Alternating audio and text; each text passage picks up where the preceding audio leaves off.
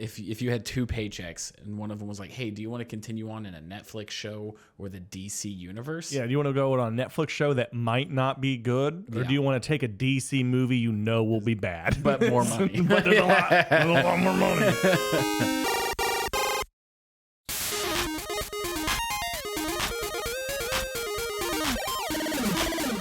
Welcome to the Nerd News Podcast, starring Tyson Cox and Tyler Waltz.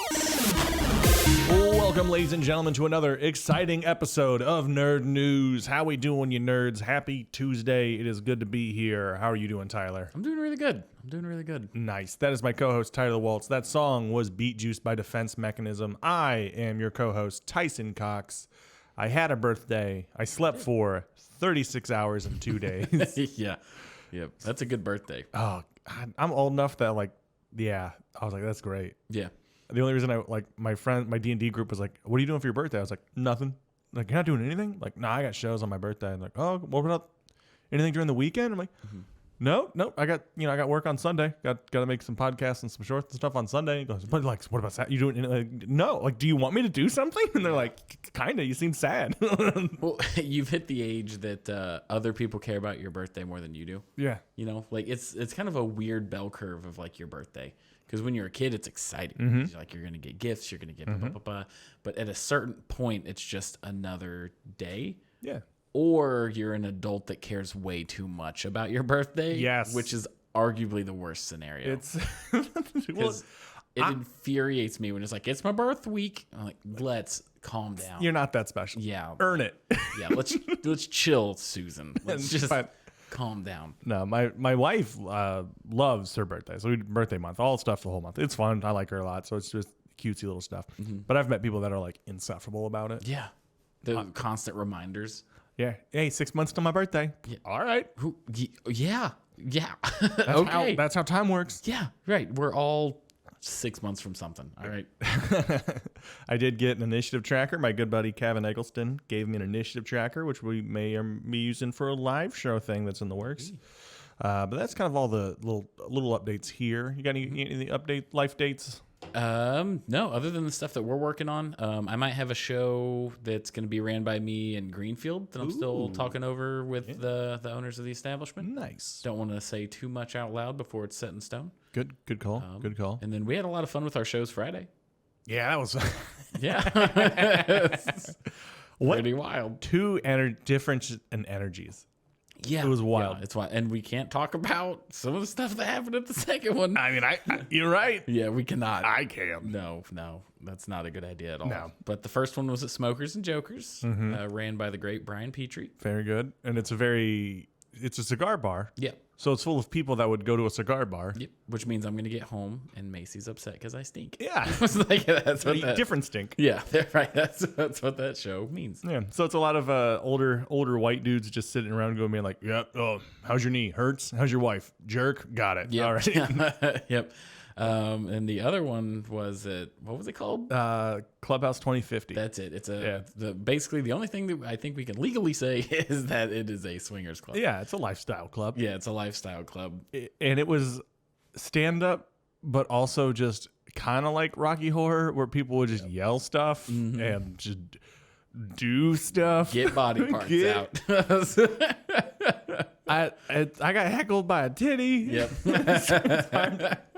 Which not the worst heckle. No, some guy threw some yellow panties at me. Yep. He's like, I'm dressed like a referee. I'm like, well, yeah, this makes sense, I guess. Yeah.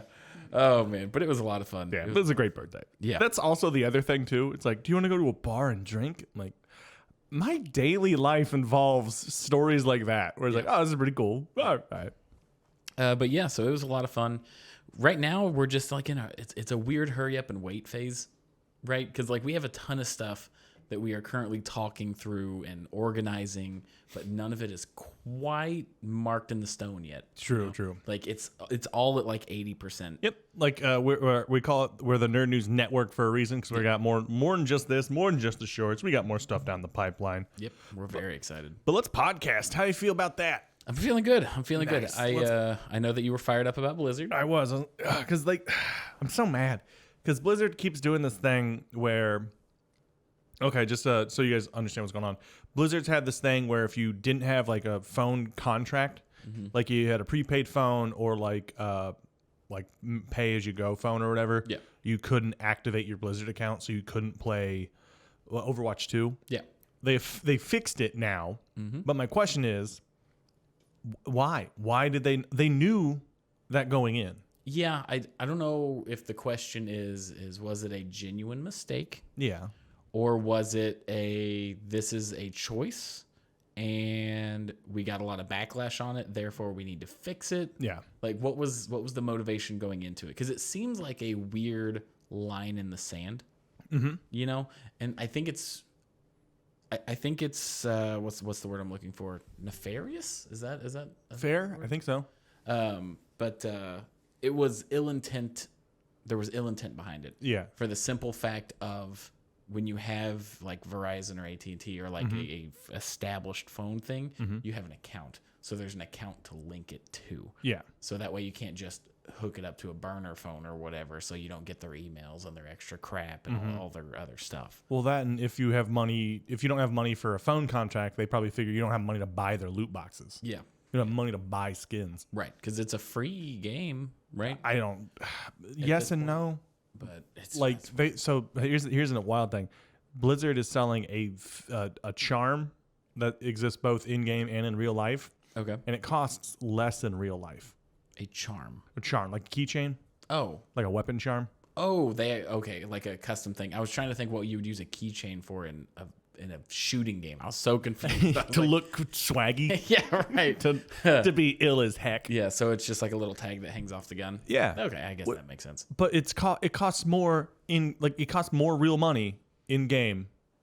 Like it's not like you buy it and you get it both. It's like I wonder why. $5 in real life and like $9 in game for just a graphic. Yeah. That's crazy to me. So this kind of links into a weird thing called parallel economy theory. And I'm not talking about parallel economy, the app that is trying to compete with PayPal now because of their... Did you hear about that with PayPal? No. PayPal did a thing where they're like, hey, we can fine you or take $2,500 out of your account if we think something that you've said is like inappropriate. And they filed it under like hate speech and stuff like that. What? Yeah. So now PayPal can just be like $2,500 because you said something inappropriate. Is it just on their app or like in general? If you receive money, if you have a PayPal account that you use for business, they can fine you or just take $2,500 for. They labeled it under hate speech, but there's been a lot of people that make, like jokes and content where it's like, like say we went into detail about some of the crap that we saw at the Swingers Club, right? Yeah. It's inappropriate. It could get flagged, and then it's more of a take the money and forgive later. So it's a nightmare right now. That sounds horrible. But so I was looking into it because we're thinking about doing not PayPal, Patreon. I'm sorry. Oh, okay. Not PayPal. All right. My apologies. Patreon. Oh, okay. That makes a bit more sense. It does make a lot because I thought you were just saying like if you said because every time I'm on PayPal someone gives me money or I send money. It's a sex thing. It's a butt thing. Yeah. Yes. But Patreon. Sorry about that. Patreon is doing that. So now there's this new company called Parallel Economy, which anytime something new like that is made, it's just where conservative people go, and it just kind of dies out after a while. Yeah. So the parallel economy theory, it started popping up with like the metaverse because now theoretically we have created a alternative reality where you could work for income. So if you're in the metaverse or you're doing these things, it's like Bitcoin and stuff like that, where you're mining a currency that's not a real currency. Yeah. Even though it's more real than fiat money. Yeah. We're not a Bitcoin podcast. Not yet. If you pay us enough. Yeah, exactly. You send over some Bitcoin. We'll talk about it as much as you want. So we're creating this thing where not real world goods are having equal to, if not greater value, because the market that's opening up in that area, which is still like a free market like the real world, people are willing to pay for it. Yeah. So it's this weird jumping between real currency and unreal currency. And like that line is getting more and more blurred every day. Oh, that's wild. It's so freaky to me because I couldn't imagine paying $10 for a virtual keychain. Yeah. Right. I don't know what the actual in-game price was. I just know it was Yes. cheaper in real life. Yeah. To get the thing that you could throw and hit somebody with. Yeah. Because That's how I mark value. Can I throw it at somebody? yeah, right. But yeah, no, the pay to play is always terrible. I'm always okay with cosmetic stuff, but when I see the price of some of the cosmetic stuff, I'm like, really? Yeah. People are buying that? Like, I couldn't imagine that because that game's not going to be around forever. No. Like, You don't get to transfer it. yeah, no. At least if I buy like a cool poster or something, I've got something to account for. Like Yeah. I have something tangible. Well, even buying digital games, they can just pull the key anytime they really want to. Because that was a Assassin's Ubisoft Creed, thing, right? yeah. Yeah. Gosh, that's crazy. Like we are living in clown world right now. Mm-hmm. Well, the other upsetting part is if you buy a disc game, they can still like They could just push out an Crash it. update for the system. Yeah. It's like don't recognize blank. Yeah. And then that doesn't matter anymore either. It's crazy. That's why I will always have my PlayStation 2 in my closet. yeah. Right? Like, because no matter what happens, as long as I've got electricity, I can play any game, basically PlayStation 3 and back. That's why I love like tabletop RPGs. Yeah. Because even if someone came and stole every book, I can go, all right, we'll just make something up. Yeah. Let's go. Yeah, let's go. But yeah, no, it's a weird world that we live in now where everything is more tangible than ever, but it's not really in your hand. Yeah. Yep. Speaking of things being intangible, Henry Cavill is going to be intangible for season 3 of The Witcher because he's going to be Gone. Liam Hemsworth. Yeah. Right. It's the old switcheroo. The old Switcher. Yeah. So it came out, big news, breaking news today, I believe. Henry Cavill is not going to be in season 3 of The Witcher. He's being replaced by Liam Hemsworth. The going theory is that, well, I guess our theory is season 2 was not great, so Henry Cavill kind of saw like the writing on the wall and got offered to be Superman again. So he's like, yeah, I'll be big, strong, handsome boy. I'll do that. Spoiler warning, you might want to skip ahead if you don't want spoilers for Black Adam, but the post-credit scene in Black Adam is Henry Cavill as Superman. Oh. Like he shows up to confront Black Adam. And Superman shows up and goes, I am a hero. Yeah. Right. So if you take that into account that just happened, and now a couple weeks later, he's not going to be on The Witcher. I don't know. I don't want to yuck anybody's yum. I thought The Witcher season 2 was rough. I think a lot of people did. There were people that liked it, obviously. But I think if you had 2 paychecks and one of them was like, hey, do you want to continue on in a Netflix show or the DC universe? Yeah, do you want to go on a Netflix show that might not be good? Or do you want to take a DC movie you know will be bad? But more money. But there's a lot more money. Yeah. Who doesn't like a sure thing, right? Right, yeah. So I don't know how he'll do. I think it'll be fine. It's hard to tell. The thing is, it's not going to be the same at all. Like just physically, Henry Cavill has had so much more time to just be, because he played Superman, just to be the biggest man on the planet. He pulls off the style really well. Like Cares a lot. Just, it's hard. I don't know of any situation where this has turned out for the better. Yeah, like people still complain that they replaced Aunt Viv in Fresh Prince of Bel-Air. Yeah. That's how bad. You never don't kill the character. Don't ever change it. Stop the series. Reboot it. Yeah, right. Wet Hot American Summer. Yeah. Bradley Cooper was replaced by Adam Scott for the I can't remember the couple.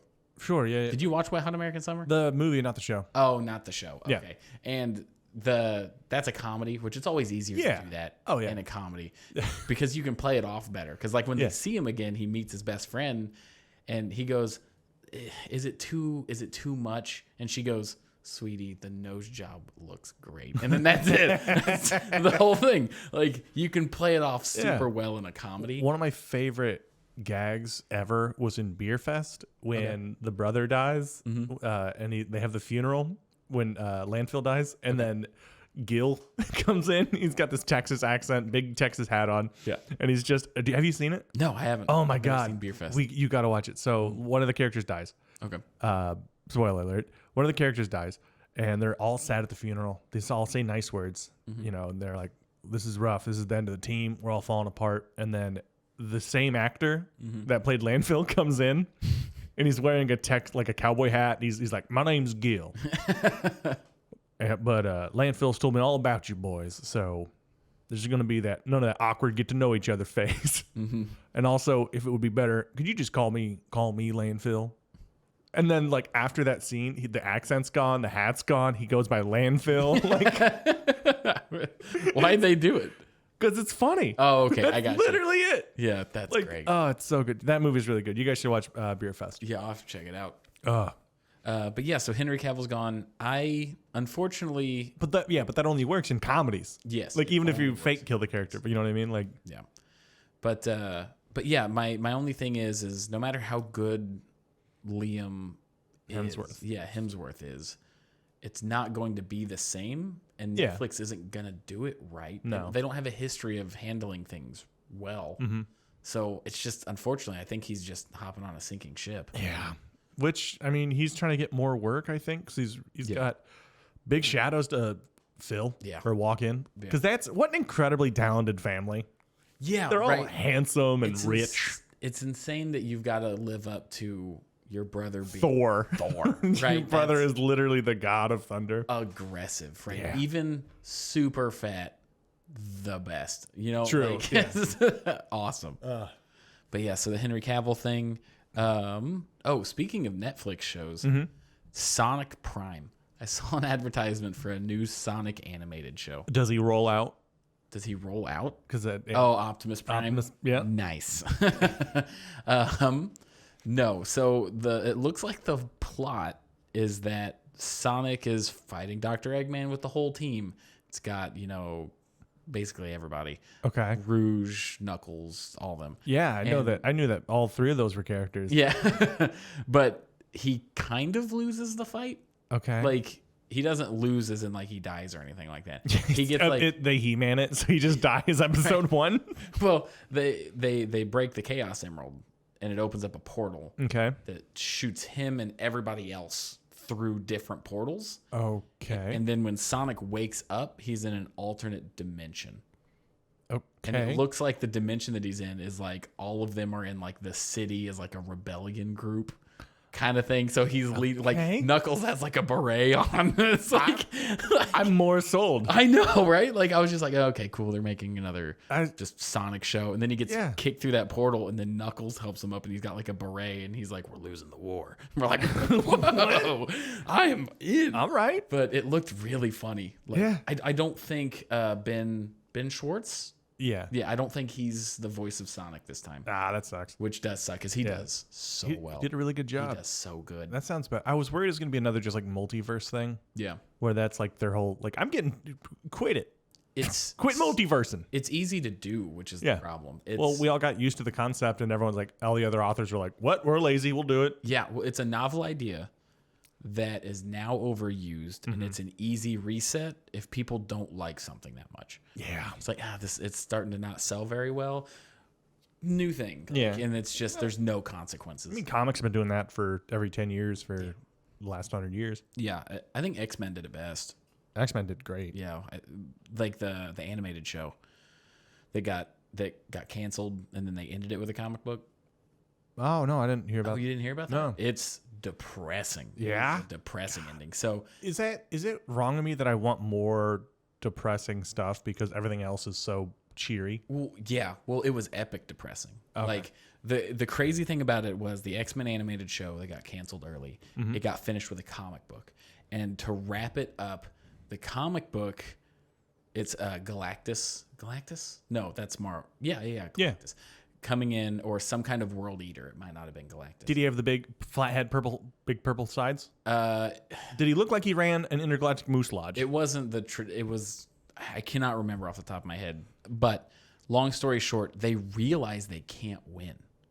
Okay. They realize that it's over, and that the thing that is consuming them feeds off fear. That's why I know it's not Galactus. Oh, okay. But this entity, this world-eating entity, feeds off fear of the people that it consumes, Okay. right?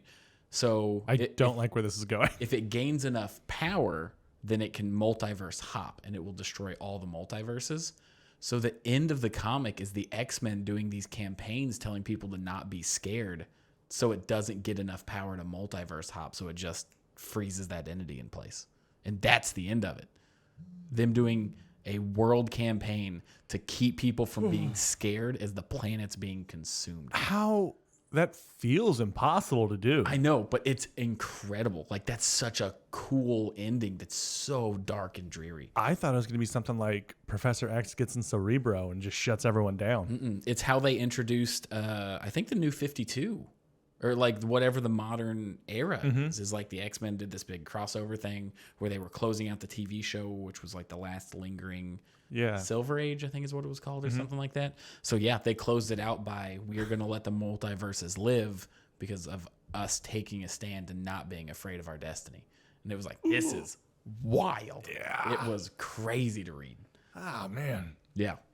But incredible. It's a beautiful way to end it. Yeah. Like in a weird, dark way. There's definitely a bit of freedom in knowing that what you're doing is done, and knowing that and you get to do bolder choices. It gives you much more freedom. Yeah, because you don't have to worry about a franchise. Yeah, You don't need to worry about, oh, well, what if this sells really well? and that one even ended in a way where it's like, yeah, there's multiverses and we're saving them. Yeah. Like it's still left. They'll never know. They'll never know. Yeah. Yeah. But no, it was great. I would highly recommend anybody read it. That's why I love any show that has like, we're doing 4 seasons, like The Boys, Yep. Ozarks, anyone that's like, we have a plan and we know where it's going and we're going to end there. Did you finish Ozarks? No, I need to. Okay. I won't say anything then. Yeah. It's super good. It's on my list of shows to watch, but Yeah. Have you even started it? season 1, Oh, okay. it's great. I will, because I'm actually genuinely just very upset about this show. Macy and I just finished The Patient Oh, okay. with Steve Carell. Yeah. It started out so good. It started out so good. And Yeah. I was really in because in the commercial, and this is everything that's explained in the commercial, Yeah. it's Steve Carell is a therapist. He is doing his job when suddenly he wakes up and he's chained to the floor somewhere. And one of his patients kidnaps him, Okay. chains him in his basement, and says, I am a serial killer. Here's the proof. I don't want to do this anymore. Fix me. Okay. And that's the show. That's Is Steve Carell intense. locked in this basement of this serial killer that's like, I don't want to do this anymore. I just, whenever people do this thing, it sets me off. And then I come to, and like they do these therapy sessions while he's like doing the serial killer-y stuff. Great show. I would make an argument that the ending, the last episode, makes it not worth watching. I won't spoil it if you want to watch it, but I was so upset at the ending. It was so contradictory to everything that they were setting up that I was so pissed off I wished I didn't watch the show. wow. Yeah, I was so upset. Do you have a show that has done that to you?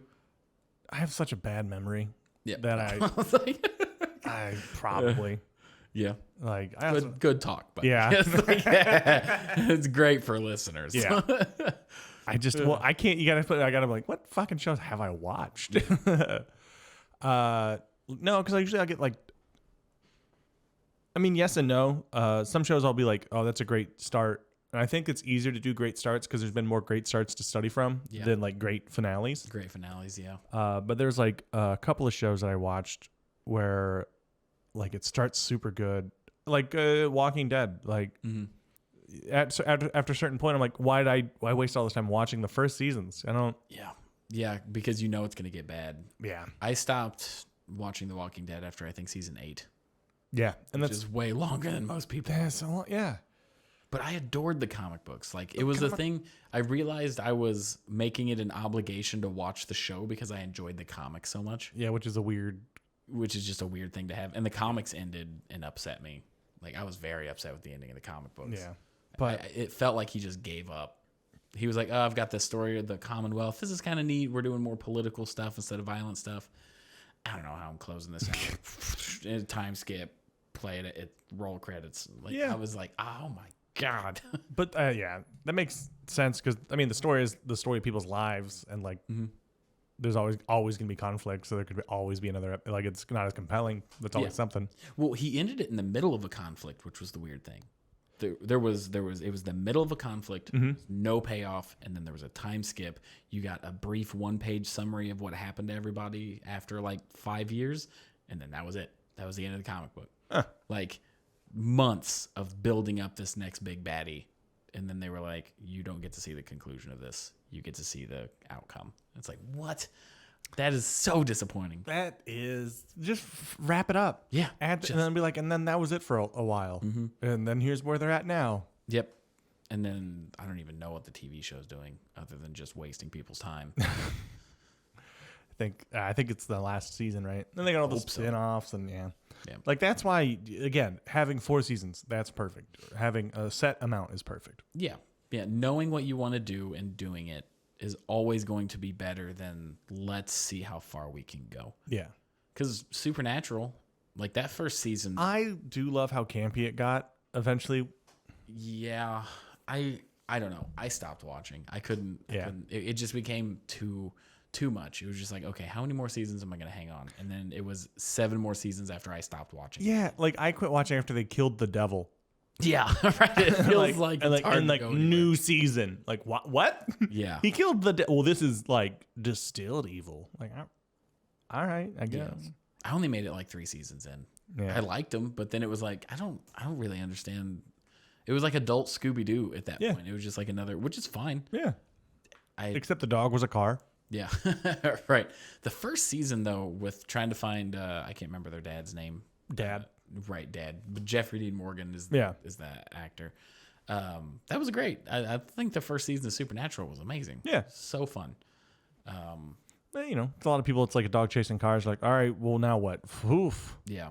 Well, the issue with creating anything that can go on forever is that there's no way to end it. Yeah. Like after a certain point, like One Piece is never going to end. Isn't that the goal of One Piece, though? Kind of, yeah. The goal of One Piece is to find this treasure after going through like the eye, all this other stuff.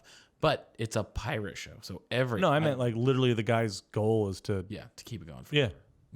When you start watching that when you're a little kid, you don't think that, and then now I'm a grown ass man. Still being like, it's just it's still going. Why are we at another island? Damn it, Luffy! I'm gonna microwave the earth, get rid of all this water. No more islands. Yeah, it was just like, and there's so many good stories in there, but it's like, hey, at a certain point, like you can land any plane. Yeah. It's just not necessarily. Sometimes it's a crash landing. Yeah, sometimes it's a crash landing. But in order for something to be truly good, I think it has to end. Yeah. Because if it goes on forever, you can't remember it. Mm-hmm. You know? Yeah, you lose the emotional pull, and like it is good to see heroes like grow and change, and so it's nice to look back on moments. Yeah. But it's hard to remember a moment from 10 years ago. Yeah. Well, imagine if Breaking Bad kept going. No. It would have been a disaster. I will not imagine that. Yeah, because get that out of my brain. It feels wrong. Yeah. Well, it had what I liked is unless he got better, like Right. it had an end date. Yeah. he had an expiration date. They even did that bait and switch isn't the right. He had cancer. Yeah. And I think it was season 3 where he went into remission, and he was pissed. He was actually upset. Like there's that whole scene where he's in the bathroom just tipping stuff over, and he punches the glass because he wasn't gonna die now. Yeah. Like the whole thing that they set this up on is that I am gonna die in 3 to 5 years, so I'm giving it all to my family. Yeah. And now suddenly he's gonna live, and he's upset about it. Yeah. Like that's a good episode. That's a good arc for the character. Yeah. And then it was a great show. It was a great show. Yeah. It's important to end. That's basically the moral of the It conversation. is, and I think that's a good note to end on. We think do so, have, we got more reviews to read. Leave us a 5-star review on iTunes, and we will read it. Yeah, we will. And we appreciate every single person that comments, likes, reviews, anything. We try and talk to everybody that we can. But this comes from a sound person. No, just sound person. Sound person. Sound person. This comes from sound person, which makes me question. But this just says, great podcast to listen to, very funny and engaging. So thank you so much, sound person. This is a very complimentary and generic right. review. But it's what we need. It is true. Yeah, fives are nothing. Fives are bust, baby. Thank you again for listening. Our theme is Beat Juice by Defense Mechanism. You can catch us out and about doing comedy, but, send us an email at the nerdnewschannel@gmail.com. Yeah. Like, subscribe, rate, share. We don't have advertising, so that's you guys, word of mouth. We're growing, and it's great. It's fantastic. And the more people that follow us, the more we do, the more we can do to help show people that nerds are cool. Yeah, and we want you guys along the entire way. Yes, we do. So tell a friend, tell an enemy, tell a dog.